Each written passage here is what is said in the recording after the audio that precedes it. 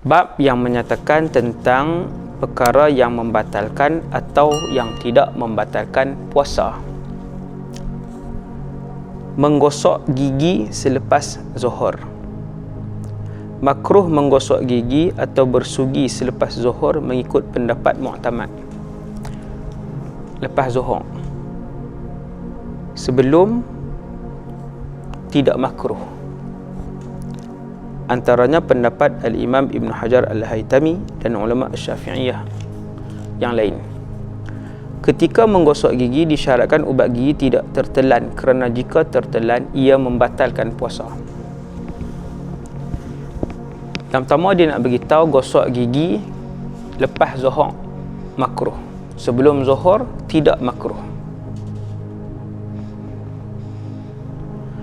Kemudian gosok gigi dalam tempoh berpuasa, kalau telan ubat gigi batal. Kalau tertelan ubat gigi batal. Dua.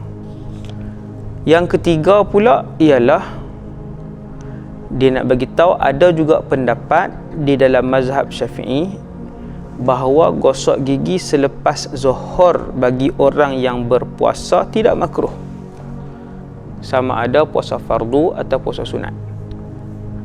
Tapi kalau yang mu'tamad, pendapat yang mu'tamad, selepas zuhur makruh, sebelum zuhur tidak mengapa. Antara yang berpendapat bahawa gosok gigi lepas zuhur pun tak makruh ialah Imam Jamalur Ramli dan Al-Imam Nawawi. Kerana perubahan bau mulut selepas tidur umpamanya disebabkan oleh tidur, bukan bau mulut kerana puasa. Dia bangun pukul 3.30, dia puasa 3.30 petang dalam keadaan berpuasa, tidur sekejap lepas zuhur tu 3.30 bangun, mulut berbau sebab tidur, maka dia pun gosok gigi. Kata Imam Nawawi, gosok gigi kerana mulut berbau disebabkan tidur itu tidak makruh walaupun puasa Ramadan. Selesai. Masalah yang kedua, air liur bercampur ubat gigi. Jika orang yang menggosok gigi dengan ubat gigi, lalu air liurnya bercampur dengan ubat gigi dan masuk ke dalam mulut sehingga sampai kepada had yang zahir, maka batal puasanya. Yang ni kita sebut dah tadi. Gosok gigi tertelan ubat gigi batal. Air liur, contoh habis gosok gigi, kumuk kali pertama, bila kumuk kali pertama tu kesan ubat gigi ada lagi, masih rasa, memang masih rasa lagi, ubat gigi tu masih rasa. Selalunya kumuk kali pertama tu dia tak habis lagi, bila kesan tu duk ada lagi, dia telan kali dengan air liur, batal. Menelan air liur yang bercampur air juga membatalkan puasanya. Menelan air liur yang bercampur air apa ni? Ayak kalau kita berkumuk, kita buang, berbaki ayak, kita buang tu tak buang semua, dia memang berbaki. Kita terasa macam berbaki ni, bukan kesan sejuk ayak. Sesejuk ayak tu dia bukan ayak, dia sejuk lain. Kalau sejuk tu tak apa, yang ni memang dia rasa berbaki ayak, dia pun buat 1-2 saat dia telan dan dia yakin masih berbaki ayak kumuk tadi, maka batal puasa. Masalah ketiga, menelan air ludah yang terasa bau ubat gigi. Menelan air ludah yang masih terasa bau ubat gigi setelah memberus gigi tidak membatalkan puasa. Tu tak apa, dia sekadar bau saja, dia tak ada zat ubat gigi tu, tak ada. Zat tu diri ubat gigi itulah, jasad ubat gigi tu, ataupun ubat gigi itulah kan, fizikal ubat gigi tu. Okey nah. Kalau setakat dia punya kedinginan dia, yang tu bukan, dia tak ada fizikal dia tu, dingin sejuk dia aja kita telan kesejukan tu kali dengan air kita, tak apa. Yang disebut di sini menelan, yang ni pun tak apa sebab bau ubat gigi. Kan, bau ubat gigi tu setelah membasuh gigi tidak membatalkan puasa. Selama mana air ludah itu benar-benar bersih daripada ubat gigi atau benda lain kerana bau ubat gigi atau pengharum mulut seperti listerin yang ada dalam mulut, bukanlah termasuk benda yang merubah kemunian dan kesucian air ludah. Dia hanya sejuk dia tu je. Yang tu tidak membatalkan puasa. Masalah keempat, menggunakan kayu sugi yang basah. Jika terdapat banyak air ludah pada kayu sugi yang telah digunakan sehingga kan boleh diperah. Ni kayu sugi, kita hancurkan hujung ni kan, hancur. Basah kayu sugi, kita pun buat keluar. Basah tu kira-kira ni, selepas tadi saya guna apa semua ni, ulang basah. Kalau buat macam tu, picit ujung ni kan hancur, kita akan hancurkan ujung ni. Di kayu sugi ni dia bukan hancur ke semua, bahagian nak berus tu je hancur kan. Di sini je lah bahagian. Sekira-kira bahagian yang kita duk guna untuk berus tadi ni, untuk gosok kayu sugi tadi ni, kita buat macam tu, boleh titik ayak liok setitik, 2 titik. Jika terdapat banyak air ludah pada kayu sugi yang telah digunakan sehingga boleh diperah, maka ia boleh membatalkan puasa jika ditelan kerana air ludah tersebut boleh mempengaruhi kemurnian ludah yang ada dalam mulut.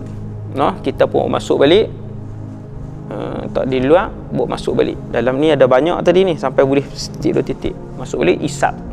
Yang tu yang kita telan, batal. Sebab kaedah dia, ayat liuk kita, kalau duduk dalam ni, kita kumpul penuh, telan, itu tak batal.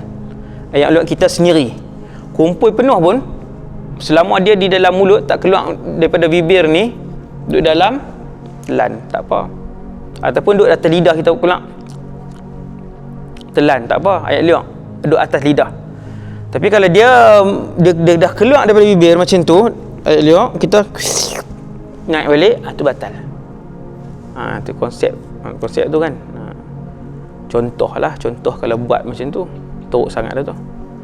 Berkumur-kumur ketika berwuduk. Kita antara sunat wuduk ialah madmadah, berkumur-kumur. Waktu kita ambil wuduk, antara sunat wuduk ialah berkumur. Waktu kita puasa, bolehkah berkumur? Masuk air dalam mulut. Bolehkah melakukan sunat wuduk yang namanya madmadah, berkumur ketika puasa? Tak kira lah puasa apa pun, sunat ke, puasa Ramadan ke, tak kisah. Bolehkah? Jawapan, sunat berkumur-kumur, madmadah, secara sederhana ketika berpuasa. Secara sederhana. Lawannya apa? Berlebih-lebihan, mubalaghah.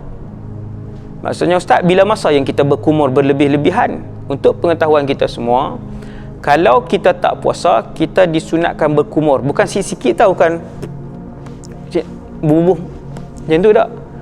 Ketika kita tidak berpuasa, ambil wuduk, sunat berkumur-kumur dengan cara banyak. Ambil, buang dengan cara yang itu panggil mubalaghah. Maksudnya kalau sampai ke sini pun tidak mengapa, tu tidak berpuasa. Tapi ketika berpuasa, puasa sunat ataupun puasa fardu, ambil ayat semayang, kita madmadah, kita sikit je. Itu maksudnya secara sederhana. Perbezaan berkumur-kumur ketika seseorang itu berpuasa dan ketika seseorang itu tidak berpuasa. Bezanya ialah ketika seseorang itu berpuasa, maka madmadahnya, kumur-kumurnya dilakukan secara sederhana, dan ketika seseorang itu tidak berpuasa, dia boleh mubalaghah ketika berkumur-kumur, ketika madmadah. Selesai.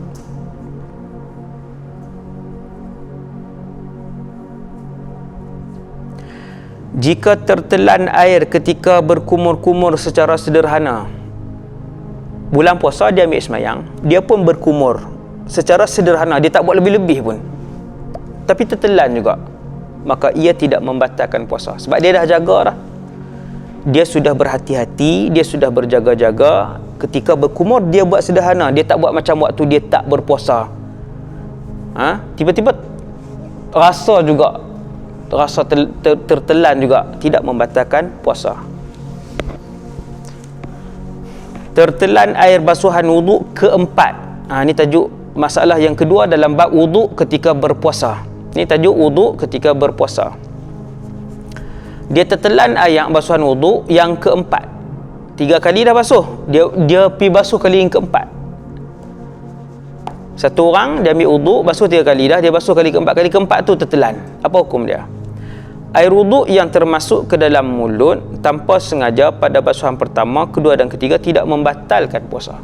Hak pertama, kedua dan ketiga tidak membatalkan puasa sebab yang tu yang disunatkan. Yang tu yang disunatkan.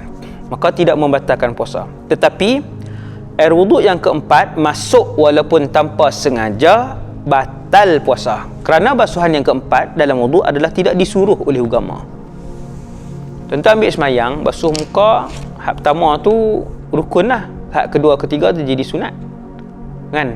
Hak keempat tidak pernah disuruh oleh syarak. Kan? Basuh tangan 3 kali, basuh sapu kepala 3 kali, basuh kaki 3 kali. Kan? 3 sahaja. Yang keempat tidak disuruh oleh syarak. Seseorang yang tapi kalau seseorang tu basuh juga yang keempat, sah dah wuduk dia basuh 4 kali tangan. Sah. Tangan kanan dia basuh 4 kali, tangan kiri dia basuh 4 kali, dia sapu kepala 4 kali, sah dah wuduk dia? Sah. Cuma nak beritahu, kalau dia puasa semayang yang kali keempat tu, dia kumuk yang kali keempat itu, yang tu membatalkan puasa dia kalau tertelan walaupun tanpa sengaja. Sebab yang keempat itu tidak disuruh oleh agama.